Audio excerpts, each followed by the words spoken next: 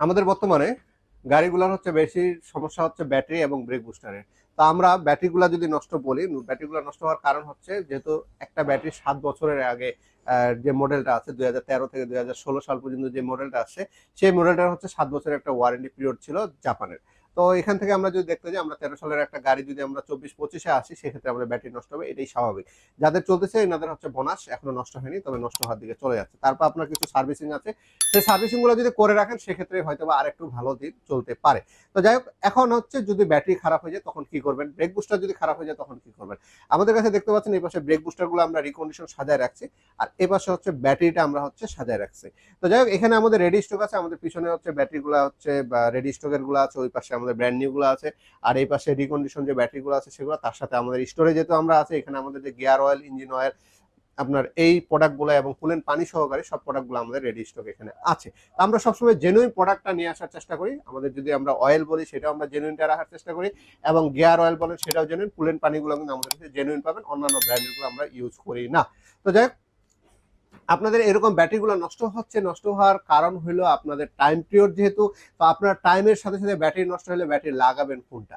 আমাদের মার্কেটে কয়েক রকমের ব্যাটারি পাওয়া যায়, তার মধ্যে আমাদের কাছে হচ্ছে ব্যাটারি থাকে ব্র্যান্ড নিউ জাপান, আর সেই সাথে রিকন্ডিশনগুলো সবসময় আপডেট মডেলগুলো লাগাবেন। আমাদের কাছে 22 সাল থেকে শুরু করে 2024 সাল পর্যন্ত ব্যাটারি রেডি স্টক আছে, আর এই ব্যাটারিগুলো লাগালে আমরা কিন্তু মোটামুটি 7 থেকে 10 বছর রিকন্ডিশনগুলো লাগালে চালাতে পারবো। আর ব্র্যান্ড নিউ জাপান যেটা আছে এটা হচ্ছে 10 বছরের কাছাকাছি আমরা চালাতে পারবো।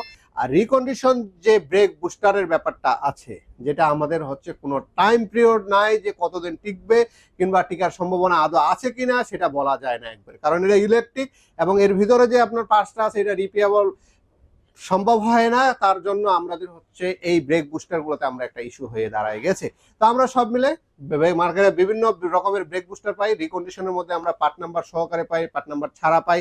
তো আমরা যদি পার্ট নাম্বার ছাড়া হিসাব করি, সেই জন্য আমরা অনেক সময় দ্বিধাদ্বন্দ্বের মধ্যে থাকি। উপরে একটা সার্কিট থাকে, এই জায়গায় যে পার্টটা আছে এখানে একটা সার্কিট আছে, এই সার্কিটটা খুলে আমাদের হচ্ছে পার্ট নাম্বারটা চেঞ্জ করে আমাদের সার্কিটটা বসাইতে হয় ওখানে, তখন আমরা হচ্ছে এটা যদি ক্যালিব্রেশন করি সেক্ষেত্রে কিন্তু আমাদের গাড়িতে ওকে হয়ে যায়। আরেকটা হচ্ছে আমাদের সেম পার্ট নাম্বারে লাগাইলে কোনো কিছু খোলাখুলির প্রয়োজন হয় না, সার্কিট চেঞ্জ করার প্রয়োজন হয় না, সেক্ষেত্রে আমরা হচ্ছে সম্পূর্ণ কমপ্লিট একটা ব্রেক বুস্টার লাগাই দিয়ে ক্যালিব্রেশন করে দিলে কমপ্লিট হয়ে যায়। তো সার্কিট চেঞ্জ করেন, সার্কিট না চেঞ্জ করেন, সেম পার্ট নাম্বারে লাগান, আপনার যেরকম বাজেট সেভাবেই লাগান, কারণ সেম পার্ট নাম্বারের ব্রেক বুস্টারগুলো একটু মার্কেটের দাম বেশি। যদি অন্য পার্ট নাম্বারের কিছু পার্ট নাম্বারের ব্রেক বুস্টার মার্কেটের দাম কম আছে, সেই ব্রেক বুস্টারগুলো যদি আপনারা নেন সেক্ষেত্রে সার্কিটটা চেঞ্জ করে লাগালে আপনারা ভালো সার্ভিস পাবেন। সেটা যে কোনো গাড়ির জন্য, অ্যাকোয়া থেকে শুরু করে হেরিয়ার, যত রকমের বড় এবং ছোট গাড়ি আছে সব গাড়ির জন্য হচ্ছে ব্রেক বুস্টারগুলো একই রকমের। শুধু এখানে যে সার্কিটটা থাকে প্রোগ্রাম সার্কিট, এই প্রোগ্রাম সার্কিটটার মধ্যেই হচ্ছে সবকিছু। কারণ আপনার গাড়িতে ফিচার থাকে এক একটা গাড়ি এক এক রকম, কোনোটা অটোমেটিক ব্রেকিং সিস্টেম থাকে, কোনোটা থাকে না।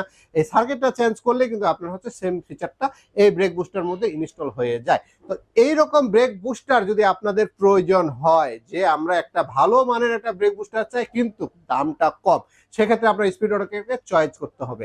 স্পিড অটোকের এখন আপনাদেরকে দিচ্ছে মাত্র 75,000 টাকার মাধ্যমে আপনারা হচ্ছে ব্রেক বুস্টার আমাদের কাছে পেয়ে যাচ্ছেন।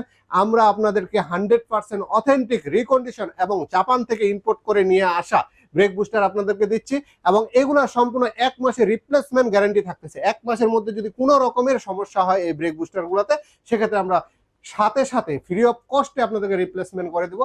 মাত্র 75,000 টাকা আপনাদের খরচ হবে, সার্কিটটা চেঞ্জ করতে হবে এবং চেঞ্জটাও আমরাই করে দিব, সব কিছু কমপ্লিট আমরা করে দিয়ে আপনি শুধু গাড়ি রাস্তায় চালাবেন এর মধ্যে, এই 75,000 টাকার মধ্যে। তো আপনাদের যদি এরকম ব্রেক বুস্টার প্রয়োজন হয়, যে আপনারা এরকম একটা ব্রেক বুস্টার লাগাতে যাচ্ছেন, দামটা কম খুঁজতেছেন, ওনাদের জন্য স্পিড অটোকেয়ার এবার সুযোগ নিয়ে চলে এসেছে।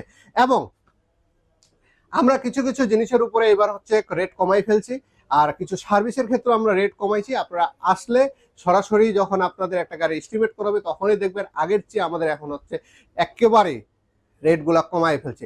আর একটা বড় কথা বলে দিই, ব্রেক সার্ভিসিং আমাদের এখানে এতদিন ছিল 800 থেকে 1000 টাকা, আমরা এখন মাত্র 600 টাকায় আপনাদের ব্রেক সার্ভিসিংটা করে দিচ্ছি।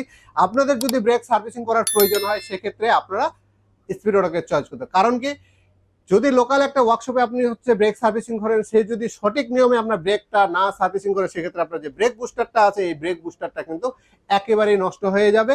একটা ব্রেক সার্ভিসিং এর জন্য হচ্ছে ব্রেক বুস্টার নষ্ট হয়ে যাওয়া কোনো বিষয় হয়ে দাঁড়ায় না, একেবারে সহজভাবে একটা ব্রেক বুস্টারকে নষ্ট করার জন্য একটা ব্রেক সার্ভিসিং এর যথেষ্ট। তা আমরা এই জন্য, যেহেতু আপনাদের গাড়িগুলো আপনারা কম খরচের জন্য হচ্ছে আপনারা অনেক সময় ব্রেক সার্ভিসিং গুলা লোকাল জায়গা থেকে করতেছেন, সেই জায়গাগুলোতে যেন না করতে হয়, যেন ব্রেক সার্ভিসিংটা অ্যাটলিস্ট ভালো জায়গা থেকে করতে পারেন, আপনার গাড়িটাকে আপনি ভালো রাখতে পারেন। সেই জন্য আমরা এটা হচ্ছে রেটটা একটু কমাই দিছি আপনাদের সুবিধার জন্য। তো আপনাদের এরকম নিত্য নতুন ভিডিও আসবে, আলোচনা আসবে, বিভিন্ন রকমের পরামর্শ আসবে, আপনারা বিরক্ত হবেন, তারপর আমরা ভিডিও দিতে থাকবো। ভালো লাগলে শুনবেন, না ভালো লাগলে একটা সাবস্ক্রাইব করে দিবেন অবশ্যই। তো সবাই ভালো থাকবেন, আমাদের জন্য দোয়া করবেন। ধন্যবাদ।